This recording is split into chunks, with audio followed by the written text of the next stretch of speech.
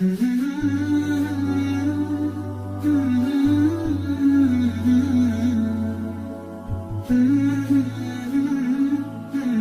بنزل لي كده خلاص شكرا الله خير. بسم الله إن الحمد لله نحمده تعالى ونستعينه ونؤمن به ونتوكل عليه ونعوذ بالله من شرور أنفسنا ومن سيئات أعمالنا من يهدي الله فلا مضل له ومن يضلل فلا هادي له ونشهد أن لا إله إلا الله وحده لا شريك له ونشهد أن محمدا عبده ورسوله. Mes chers frères, Allah subhanahu wa ta'ala existe. Allah subhanahu wa ta'ala existe et c'est une vérité. Allah subhanahu wa ta'ala existe. Est-ce que nous sommes créés nous-mêmes ou c'est Allah subhanahu wa ta'ala qui est notre créateur? Si on se pose cette question, est-ce que nos parents nous ont créés? La réponse est non. Est-ce que nous-mêmes on s'est créés? La réponse est non. Est-ce que c'est le ventre de notre mère, l'utérus, le bout de viande dedans qui nous a créés? La réponse est non. Et pourtant, on se voit comme des êtres constitués, bien constitués. Il y en a même qui se trouvent très beaux devant la glace. Alors, comment ça se fait qu'on a été créé comme ça et qu'on n'a pas de réponse aux questions qu'on a dit précédemment? Et Allah subhanahu wa ta'ala, il dit dans le Coran al-Karim, il dit, est-ce qu'ils se sont créés ou c'est nous le créateur? Et donc, Allah subhanahu wa ta'ala, il a voulu que l'être humain, par la raison qu'il lui a donnée, il puisse découvrir son existence. Allah subhanahu wa ta'ala, il a créé l'homme avec la prédisposition, comme quoi en fait, il doit croire en Allah subhanahu wa ta'ala. La prédisposition en arabe, ça s'appelle le fitra. Et ce qui fait que tous les bébés qui naissent et tous les enfants, ils ont en eux la ferme conviction qu'Allah subhanahu wa ta'ala, il existe. Et aussi, Allah subhanahu wa ta'ala, il nous a exposé aussi comment les gens y croient en son existence. Lorsque Pharaon, la'natullah alayh, il a vu les vagues qui sont tombées sur lui et qu'il était en train de mourir noyé, il a dit Amantu billadhi amanat bihi banu Israël wa ana minal muslimin. Et alors, il a dit je crois en celui qui croyait les enfants d'Israël et je suis parmi les musulmans. Et ça signifie que toute personne qui est exposée à la mort, où il est vraiment à une mort imminente, automatiquement, il va penser à Allah subhanahu wa ta'ala. Et ce qui fait que même ici dans le continent américain, quand des gens ils sont exposés à des situations dangereuses, automatiquement ils disent oh my God. Automatiquement ils disent pas autre chose. Et Pharaon, c'est ce qui lui est arrivé. Allah subhanahu wa ta'ala dit dans le Coran al-Karim فإذا ركبوا في الفلك دعوا الله مخلصين له الدين فلما نجاهم إلى البر إذا هم يشركون. Dans le sens, Allah subhanahu wa ta'ala dit lorsque les gens qui sont sur le bateau, sur une barque, ils sont sur la mer, et la mer elle commence à s'agiter et ils voient qu'ils vont mourir noyés à cause du fait que les vagues elles sont grandes, et ben ils se mettent à adorer Allah de façon très sincère et exclusive. Et quand Allah subhanahu wa ta'ala il les ramène au rivage, ils se remettent dans le shirk, dans le fait de donner des associés à Allah subhanahu wa ta'ala.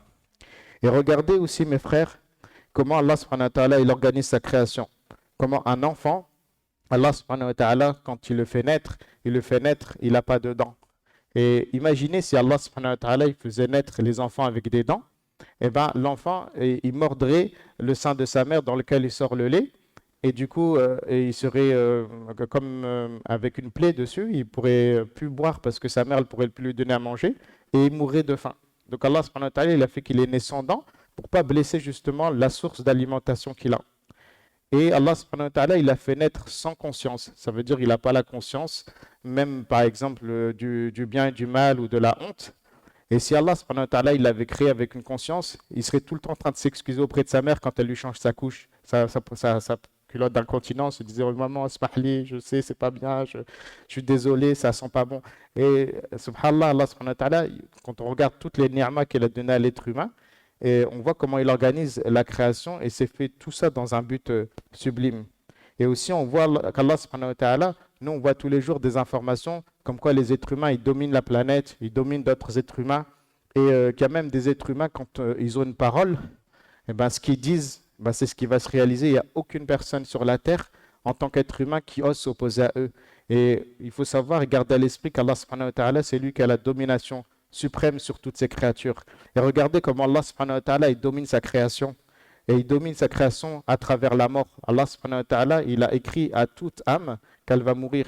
Il n'y a personne actuellement à notre époque qui date d'il y a 200 ans. Toutes les personnes qui sont nées il y a 200 ans, elles sont toutes décédées. Il n'y a personne qui peut aller dans une grotte tout de suite, aller se cacher dedans pendant 100 ans et il dit Malik al-Maut, je vais me cacher, il ne va pas me trouver. Il va mourir cette personne-là. Il n'y a personne des anciennes générations qui est encore vivante. Tous les 100 ans à peu près, Allah subhanahu wa ta'ala renouvelle toute l'humanité sur la terre. Tous les gens qui sont actuellement présents là, dans 100 ans, ils ne seront pas là. Allah, il va renouveler la création des êtres humains. Il y aura d'autres êtres humains à notre place et ainsi de suite. Et c'est comme ça qu'on est des générations qui font suite à d'autres générations précédemment dont on n'entend plus parler. Allah, dans le Coran, il dit, entendez-vous un murmure de eux?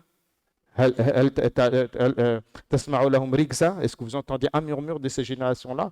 Ce qui fait qu'on voit à travers ces versets comment Allah subhanahu wa ta'ala, il a la domination suprême sur ces créatures et qu'aucune d'entre elles ne pourra se rebeller. En tout cas, Allah subhanahu wa ta'ala, il va leur laisser un temps, mais ils vont devoir laisser place à d'autres créations et à d'autres créatures, à d'autres êtres humains. Et aussi, on voit à quel point Allah subhanahu wa ta'ala, il n'y a rien qui lui échappe. Il n'y a rien qui lui échappe, puisque dans cette terre, toute personne qui doit mourir, quel que soit l'endroit où elle se trouve, qu'elle soit sur les cieux, dans les cieux en train de voler, il y en a des gens, ils meurent dans l'avion, et ça peut être dans la mer, il y en a, ils meurent noyés, ça peut être sur la terre. Et aussi, Allah subhanahu wa ta'ala, à quel point il domine sa création dans le fait de créer des nouveaux êtres humains pour remplacer ces gens qui sont morts.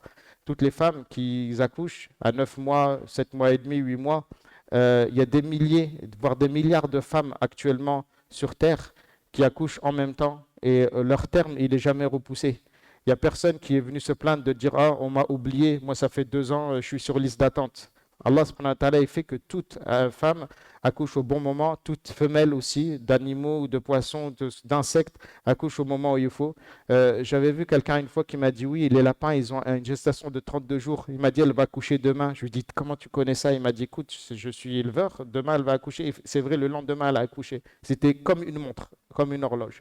Et de la même manière, on peut extrapoler sur beaucoup d'autres choses. Quand les filles, les femmes, elles ont leur menstru, ça arrive à un moment donné, vraiment presque exact. Et ça, c'est quelque chose qu'ils appellent les scientifiques l'horloge interne. Mais en réalité, il n'y a pas d'horloge à l'intérieur de nous. C'est Allah subhanahu wa ta'ala qui a prévu et décrété et programmé ces choses-là dans les êtres humains sans que nous, on en soit conscients. Et là, on revient à ce qu'on disait au départ, que Allah subhanahu wa ta'ala il nous a mis à l'existence et que nous-mêmes, on n'est pas responsable de ça, ni nos parents. Lorsque vous prenez une torche, une lampe torche ou bien une lumière, vous la mettez dans votre main et vous fermez la main, vous mettez dans le noir, vous allez voir un réseau veineux qui va apparaître dans la main. Et c'est un réseau veineux que nous-mêmes, on ne sait même pas comment il est fait, mais il va abreuver toutes les parties du corps. Et ce n'est pas nous qui l'avons créé non plus. Et c'est vraiment merveilleux parce qu'on ne se connaît même pas nous-mêmes à l'intérieur comment on est. Et du coup, nous, on doit se mettre vraiment en révérence devant Allah subhanahu wa ta'ala. Et ça m'amène à parler des noms d'Allah subhanahu wa ta'ala. Et parmi ces noms sur lesquels aujourd'hui on devait on voulait se remémorer, c'est le nom Al-Latif. Allah subhanahu wa ta'ala, il dit dans le Coran al-Karim, Ala ya'lamu man khalaqa wa huwa al-Latif al-Khabir. Et quoi? Ignorerait-il ce qu'il a créé lui-même? Et c'est lui le bienveillant, le bien informé. Allah subhanahu wa ta'ala, il est Latif, ça veut dire qu'il est bien informé des pensées qui sont dissimulées des êtres humains, de tout ce qui est subtil. Allah subhanahu wa ta'ala, il est bienveillant. Ça veut dire qu'il fait parvenir à ses serviteurs leurs intérêts par sa subtilité. Et il a des moyens que les gens ne soupçonnent pas, par lesquels Allah subhanahu wa ta'ala il donne sa subtilité, il donne ses intérêts aux êtres humains. On a dans notre constitution du corps un muscle qui est en dessous de la vessie qui s'appelle le sphincter. C'est un muscle qui retient l'urine. Lorsque la vessie elle se dilate, eh ben, ça donne un message au cerveau pour dire dans 20 minutes, il faudra aller aux toilettes pour éliminer. Et lorsque ça se dilate encore plus, il y a un message d'urgence qui dit écoute, tu as 2 minutes pour trouver un endroit pour aller uriner, parce que sinon ça ne va pas être bon. Et imaginez qu'Allah subhanahu wa ta'ala ne nous a pas donné cette sécurité, ce sphincter, bah, les gens, juste en parlant, en travaillant, eh ben, ils seraient humiliés à chaque fois à voir de l'urine comme ça tomber sur eux. Et ce qui fait que Allah subhanahu wa ta'ala, c'est lui qui nous a créés avec perfection, il nous a donné cette opportunité par sa bienveillance d'avoir cet honneur de rester digne. Et de la même manière, Allah subhanahu wa ta'ala, il a fait que les choses extérieures, il les a organisées pour nous. Comme il a organisé les choses intérieures, il a organisé les causes pour les gens dans leur vie. Chacun, il a son parcours avec des embûches, avec des fois des parcours qu'ils n'ont pas désirés. Et Allah subhanahu wa ta'ala, dans sa bienveillance, il dit dans le Coran al-Karim, وَعَسَىٰ أَن تَكْرَهُوا شَيْئًا وَهُوَ خَيْرٌ لَكُمْ وَعَسَىٰ أَن تُحِبُّوا شَيْئًا وَهُوَ شَرٌ لَكُمْ وَاللَّهُ يَعْلَمُ وَأَنْتُمْ لَا تَعْلَمُونَ. Allah, il fait des fois des choses que nous, on n'aime pas, mais Allah, il sait qu'il y a un bien dessus, c'est par sa bienveillance. Et des fois, il nous donne, on demande des choses et Allah subhanahu wa ta'ala ne nous les donne pas parce que c'est par sa bienveillance. C'est pour ça que Allah subhanahu wa ta'ala, il a cité l'histoire de Youssouf alayhi salatu wassalam, à qui il arrivait des conséquences, des choses qu'il n'a pas aimé ni son père dans sa vie, mais à la fin il a considéré que ça faisait partie de la bienveillance d'Allah parce qu'il est devenu quelqu'un d'important et toute sa famille a émigré de Palestine en Égypte et la descendance des enfants d'Israël, elle s'est faite par la suite en Égypte avec toute l'histoire qu'il devait y avoir par derrière. Et il a répété, il a dit Inna Allah latifun lima yasha. Allah subhanahu wa ta'ala est latif, il est bienveillant avec qui il veut, en considérant que tout ce qui lui arrivait dans sa vie, c'était juste que de la bienveillance et pas de la souffrance. Et c'est comme ça que nous, on doit voir Allah subhanahu wa ta'ala. Et on a d'autres thèmes qui concernent l'ism al-latif qu'on ne pourra pas développer aujourd'hui, comme par exemple le fait que comme Allah subhanahu wa ta'ala, il est latif, ça nous pousse nous aussi à être comme ça avec les gens, à être bienveillants envers son prochain. Et surtout, quand on dit son prochain, c'est envers son frère musulman, mais envers toutes les créatures d'Allah subhanahu wa ta'ala. Soyez miséricordieux envers les créatures d'Allah subhanahu wa ta'ala. Et Allah subhanahu wa ta'ala, il sera miséricordieux envers vous. Et une dernière chose, parmi les bienfaits de l'ism Allah Latif, c'est qu'Allah subhanahu wa ta'ala, il permet aux gens de sortir des ténèbres vers la lumière. Allah subhanahu wa ta'ala, il dit dans le Coran al-Karim, ولكن الله حبب إليكم الإيمان وزينه في قلوبكم وكره إليكم الكفر والفسوق والعصيان. Allah subhanahu wa ta'ala, il a fait détester les turpitudes aux croyants, il leur a fait aimer la foi et ça fait partie aussi dans son ism al-Latif. Et Allah subhanahu wa ta'ala aussi, il éloigne les épreuves et les calamités aux personnes. Et quand la personne elle espère en Allah subhanahu wa ta'ala et que son épreuve elle se termine et qu'enfin il commence à respirer et que ce qu'il a demandé à Allah subhanahu wa ta'ala il vient, bah, il ressent les bienfaits d'Allah subhanahu wa ta'ala, il ressent cette bienveillance d'Allah subhanahu wa ta'ala envers lui. أقول قولي هذا واستغفر الله لي ولكم.